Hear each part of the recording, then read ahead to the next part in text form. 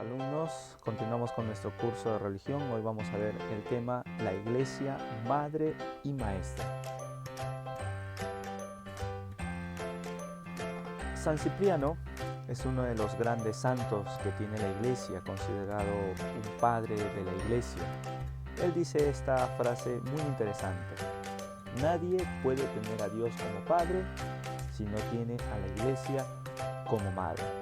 Una frase que ha sido tomada por muchos santos a lo largo de la historia de nuestra Iglesia hasta el día de hoy. Si nosotros amamos a Dios, tenemos que amar lo que Dios nos ha dado. Y lo que Dios nos ha dado es la Iglesia, en el cual Él allí se manifiesta, Él se da a conocer, Él nos habla, Él nos perdona, Él nos regala los sacramentos, nos regala su amor.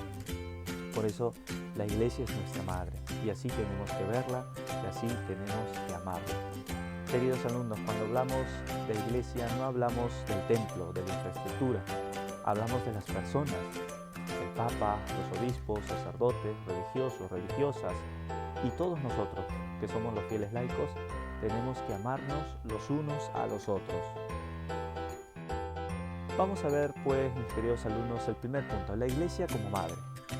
Como cristianos recibimos de la Iglesia los sacramentos y el magisterio. Recuerden, son 7 los sacramentos y el magisterio es el Papa y todos los obispos que están en comunión con él. Es decir, aquellos que están sujetos a la obediencia y miran al Papa como un padre, como un pastor, como un amigo, como un hermano. Y aceptamos evidentemente todo lo que el Papa nos enseña. Entonces la Iglesia se manifiesta de estas dos maneras para decirnos que es madre.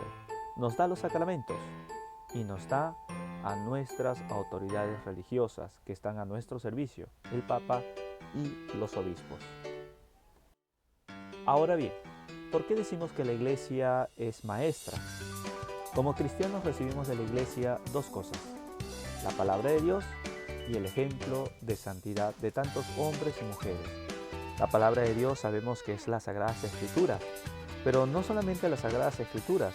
En la Iglesia existe lo que llamamos la Sagrada Tradición, es decir, aquello que se ha transmitido desde que Jesucristo estuvo a la tierra, de boca en boca, de generación en generación. El mensaje de Jesús que fue transmitido por los apóstoles es el mensaje que no fue escrito, sino que fue transmitido oralmente, de padre a hijo, de hijo a hijo, y así hasta el día de hoy.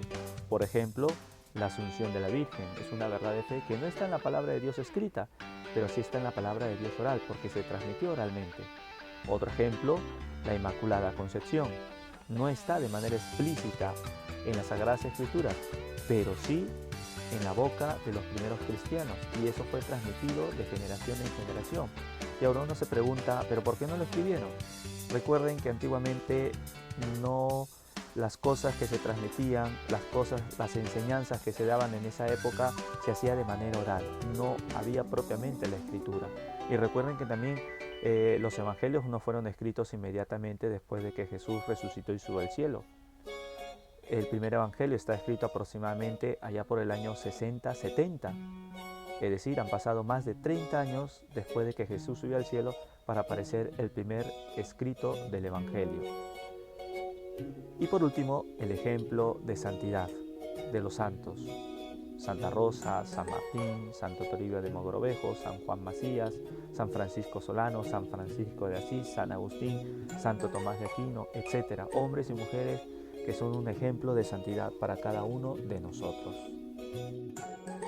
La Iglesia fue instaurada y fundada por Jesucristo. Él mismo indica a sus discípulos: se me ha dado toda potestad en el cielo y en la tierra, y pues de hacer discípulos a todos los pueblos, bautizándolos en el nombre del Padre y del Hijo y del Espíritu Santo, y enseñándoles a guardar todo cuanto os he mandado. Y sabed que yo estoy con vosotros todos los días hasta el fin del mundo. Del Evangelio de Mateo capítulo 28, versículo 18 al 20. Ya desde el bautismo entonces somos hijos de Dios e hijos de la Iglesia como madre y maestra. Y la Iglesia es madre y maestra porque así lo quiere el mismo Señor Jesucristo. Bien, mis queridos alumnos, aquí tenemos 3 videos que van a complementar nuestra clase, van a enriquecer aquello que hemos podido descubrir y aquello que hemos podido aprender. Bien, queridos alumnos, y por último les dejo aquí la tarea. Según este video vamos a responder estas dos interrogantes. ¿Por qué la iglesia no debe ser solterona? ¿Por qué la iglesia tiene que mostrarse como madre? Bien, mis queridos alumnos, nos encontramos y nos vemos en nuestra próxima clase.